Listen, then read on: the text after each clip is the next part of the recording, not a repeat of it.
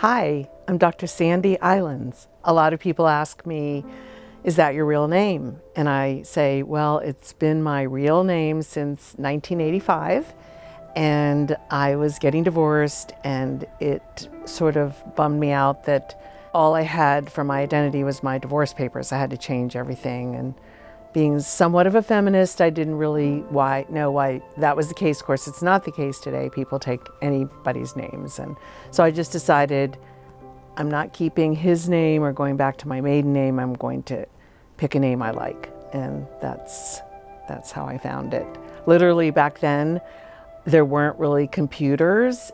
So a friend of mine lent me her typewriter. We were both working at a college. And she said, take good care of islands in the stream. And she'd named her typewriter that. And I went, Sandy Islands. That's what I'm going to change my name to.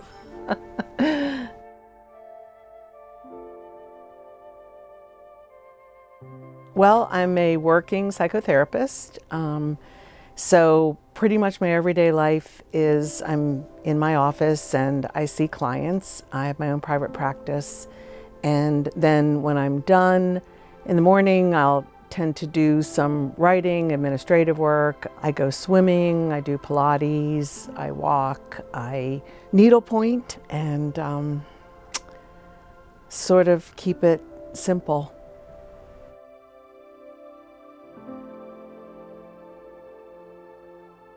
So I got a bachelor's degree in speech pathology and audiology, and then they said, well, you really should get a master's degree or you're not going to be able to get a job. So interestingly, I wanted to change my major to journalism my sophomore year, and I let my parents talk me out of that. And I look back on that, some of the decisions I've made that I would do differently now, but then I got a master's degree in speech pathology. And it was very grueling, and licensing tests and a clinic, such that when I finished, I had master's plus 12 credits. And so my job, you got a pay raise if you had master's plus 15. So I went to the psychology department. I said, hey, can I take a psychology course? Because, I need these extra credits. And they said, oh no, you have to get a master's in psychology if you want to come into our department. So I literally lied and said, okay, I'll get a master's, with no intention to get one. And the course was a personal growth course. I'll never forget. It was Wayne Dyer's Your Erroneous Zones, his first book that he wrote, where it was about other people don't make you mad. They push your buttons and you respond, and it was the first looking at myself. And so once I took that course, and I really didn't like my job that much as a speech pathologist, I said, okay, because it's an area that wasn't focused on in speech problems and strokes and things like that. And also I realized I needed my own level of psychological understanding. And one of the requirements for that master's was you had to have counseling. So I got some free counseling, and then I ended up working as a supervisor in the same college in the speech pathology department, because now I was licensed. And all the while I'd always been writing and kind of missing, maybe not switching my major, and journaling and poetry, and I have gobs of all this unpublished writing. And then I went on to work I worked as a speech pathologist. I worked, in different jobs. And then I finally realized that I'm wired as a student. And so I had a novel that I'd been working on, and I thought, well, if I get another master's degree, by then I'd already gotten a PhD, but I knew that if I had deadlines and mentors and feedback and all that's required in a writing degree. So that's how I ended up writing the novel A Ripple in Time, because it was my master's thesis.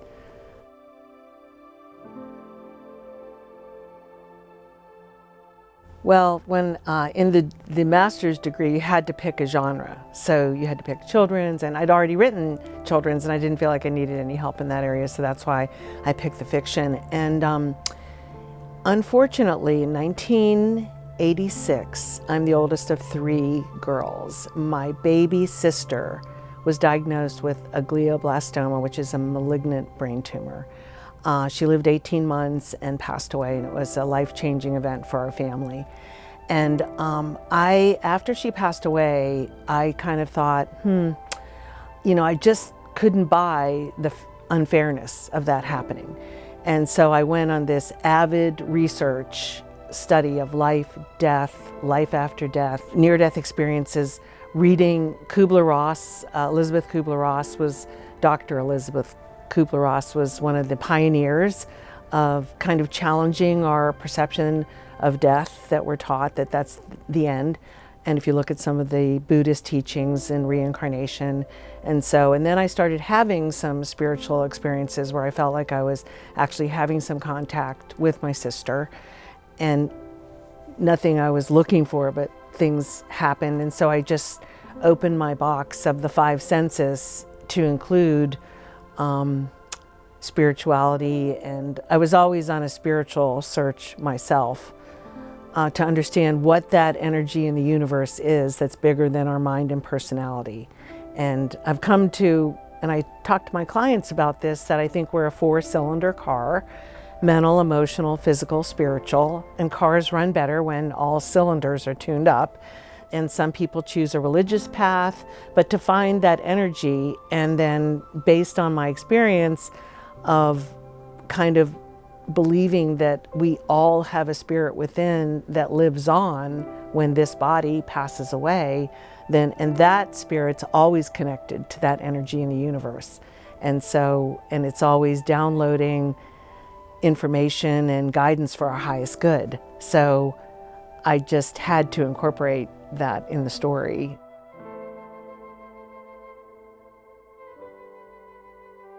So divine energy is what I'm calling the source. Some people call it God. You can call it the universe, Buddha. I always invite people to, when they're looking at, well, what is my spirituality, to maybe find a name for it.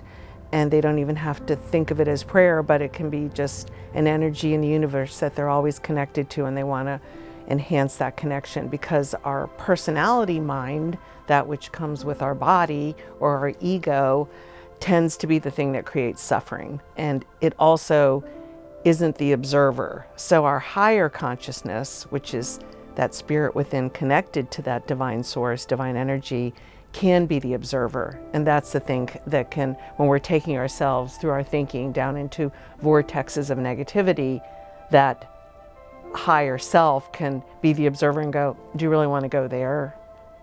Kind of thing. And then the paranormal, without giving away the story, the main female character has kind of a unexpected paranormal experience. And then there's, as part of that, when she comes back to reality, something else happens, which involves those adamantine particles, and then so she's in Pagosa Springs, and then it sends her back to Pagosa Springs, and that's where she meets the male protagonist. Because part of the journey in school was that the genre that I had to pick was like mystery, romance, children's, poetry, and so there had to be an element of romance in there, and so there is a romantic connection.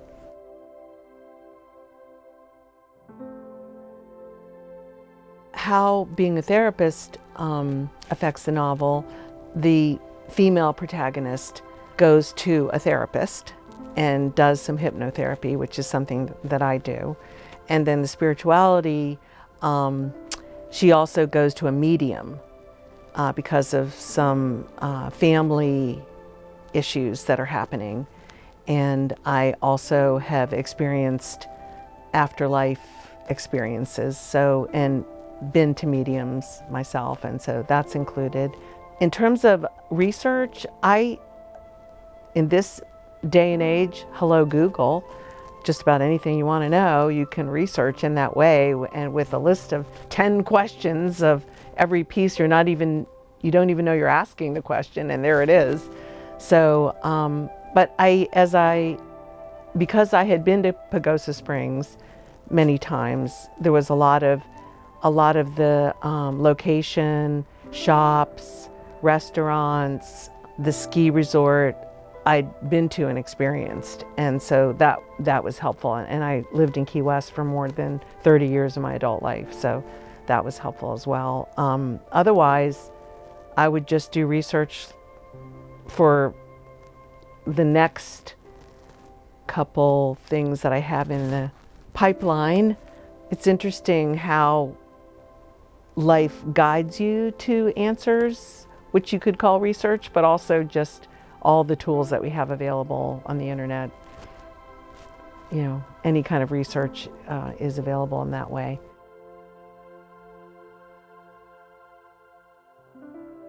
Some of the challenges that I faced, as many authors do, and maybe even people who started their writing journey or enhanced their writing journey with a degree, was that it was a 2-year program and it took me 3 years because I added on 1 semester to change locations. I had to rewrite that, and then the other semester was because my mystery writer professors who were going to pass my novel as market ready both failed it, and I'd never received an F in all of my academic career. So, and I wasn't really ready to rewrite what they wanted me to change at that point. And that was a challenge because they kept challenging all the spiritual elements that I had in there as not being realistic, or however they approach things from their mystery perspective, which are mostly like somebody killed someone and let's figure out who did it kind of thing. And that wasn't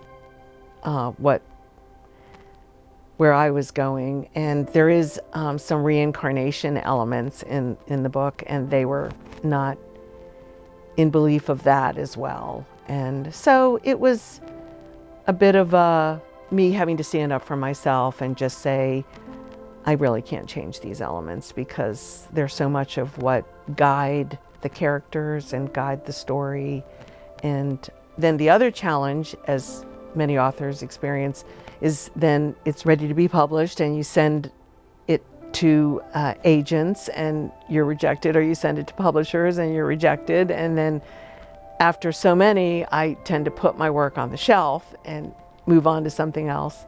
And then I was reading a lot of my favorite authors write in first person. So the same experience might be written about in 2 different chapters because it's from one protagonist perspective and then another's. And I just felt so much more close to the inside of the character from a first person perspective. So then I decided to rewrite the entire novel in first person, and because it was written in third person. So that was challenging. But once it was finished, I was really, really happy, and I'm so glad that I did it. It was worth the time. And I think when you're passionate and you're working on passion projects, to have, obviously if you're in some setting where you have deadlines, you have to meet those. But at the same time, I trust that the timing's been perfect.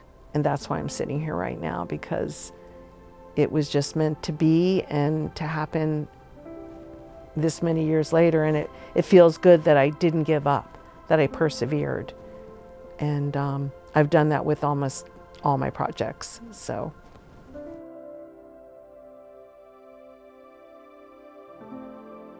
That would be, I would say, the foundation of everything I do, is inviting people to find their truth within and recognizing maybe the dysfunctional coping mechanisms that they develop to survive. We all have to survive our childhoods, even if they seemed great. I work with a lot of addiction and codependency, and one of the things about codependency is, will you love me if I do what you want me to do and be who you want me to be, which means you're losing your true self in order to be someone for someone else. And that usually breeds resentment, and it's not the other person making you make those choices. And that's what happens in the novel, is the female protagonist, Tara, is coming out of a dysfunctional relationship and going on a ski vacation to take a break and get away from everything. She's actually a speech pathologist. And so that, of course, is something what I knew to write about. And then the male protagonist that she ends up meeting when she returns to Pagosa's father has a stroke. And so I worked with stroke patients as a speech pathologist. And so I was able to write from experience about that.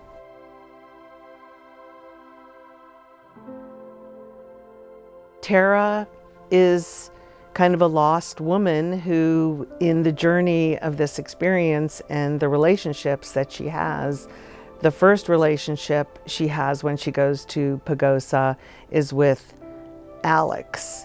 And then when she returns, she meets Xander. And it turns out that Xander is Alex's nephew. And she knows a lot more than he knows. And yet he is also trying to solve a family mystery that happened. And again, I don't want to give too much away, but he's a recovering alcoholic. And I actually am also in recovery, so I understand that journey of being an active addict or alcoholic and then being in recovery. And I don't go into that a lot, but just the fact that he talks a little bit about it. And then as what happens in romance is that boy meets girl, boy gets girl, boy loses girl, boy gets girl back. So following that format, that's what happens as well.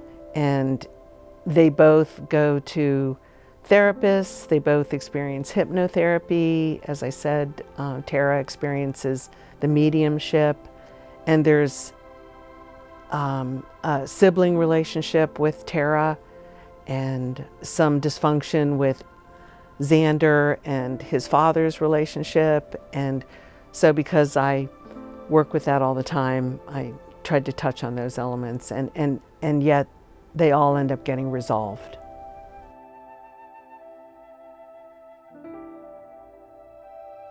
Many writers, I would think, follow a similar process, but I take the character and write about them depending on how far back I have to go of their life experience, and whether it's family of origin stuff and or job, whatever challenges they may have, and relationships, and sort of develop who they are as a person as up to where they start in the novel. And then from there, I just try to get to know them from that individual development. But then also, I think as I'm writing, and again, many authors probably would agree, that the characters speak to you and tell you who they are.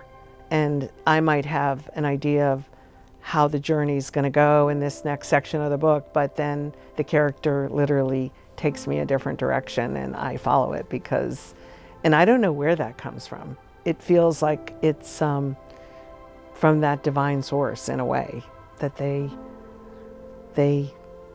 take on a life of their own.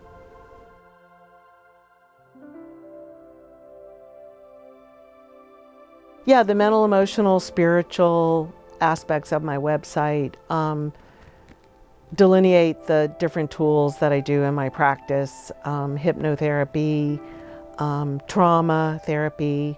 Many people have heard of EMDR. It stands for eye movement desensitization reprocessing, and it's a kind of gold standard for trauma therapy now. So I do that, I'm certified to do that. And then as a hypnotherapist, I do guided meditations, and sometimes hypnotherapy feels just like that. And now, of course, there's apps and all sorts of resources for that. But when I started doing it, I got my PhD in hypnotherapy in 1989. So I've been doing it since then. And that's the spiritual aspect. I guess from my sister's passing in 1986, I just have been on a spiritual journey, because I feel that if my own conscious mind, even as a just regular counselor psychotherapist, I felt that that was just one tool. So that's what regular counseling sort of addresses: the conscious mind, hypnotherapy, the subconscious mind. And then when you get into spirituality, you're touching into your higher consciousness, which will always serve your highest good. And so I always invite people to find ways to connect with that. And so the opportunities for any of those options are available on the website, and then of course they were going to be incorporated into the story.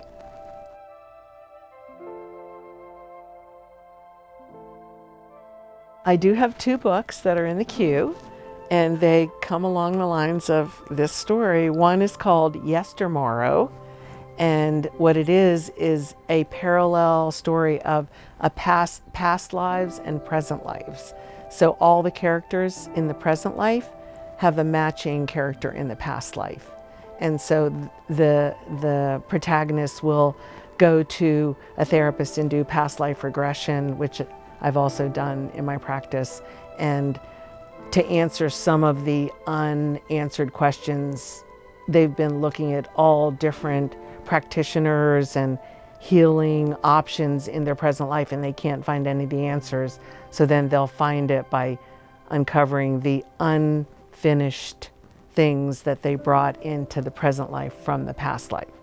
And then the other one is sort of it's going to be fiction, but it'll be a bit of memoir. It's called A Cloud Tender, and it's somewhat of my baby sister who passed away's journey. And the person, because I think some of the people who seem to die young, I believe that they've come in for that amount of time and to impact the lives that they've impacted. And then all the people that are still here in bodies left behind have to figure out how to cope with that loss. And what I found in terms of grief therapy is the people who believe that there is more and that the spirit does live on past this body do a better, their journey of grieving the loss is easier and more hopeful than those that just stay stuck in the loss. And so the reason why it's called The Cloud Tender is because I spent a lot of years in the Florida Keys, and in the summer the clouds are amazing, and sometimes if you're just floating in the water looking at the clouds, you see different images. And I kind of got the idea that the clouds could be a spirit playground, where when you first leave a body and you miss your body and you need to have a body, you can create a body in the clouds. And so maybe the protagonist in that story, AKA my sister, that was her first job assigned when she made her transition into the spiritual plane. So there's those 2. I also have at least 14 more books. So the first book is called The Complaining Caterpillar Who Turns into Faith the Butterfly. And then the next one is The Sneaky Snake. So he's dishonest, and then Faith comes in and they have an interaction, and then he finds honesty. And then the timid turtle finds courage. And then the next book, called The Lazy Lizard Who's Unmotivated Finds Motivation, and always Faith comes in. And so you see them as their negative quality, and then they move into their positive qualities.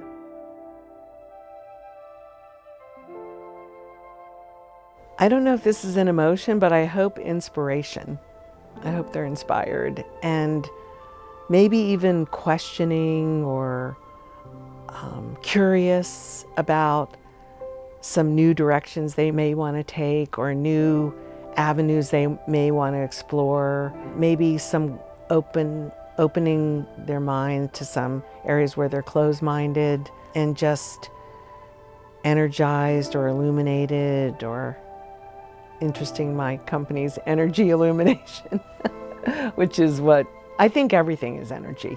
And even if it seems like there's nothing, it's in that space of nothingness is energy.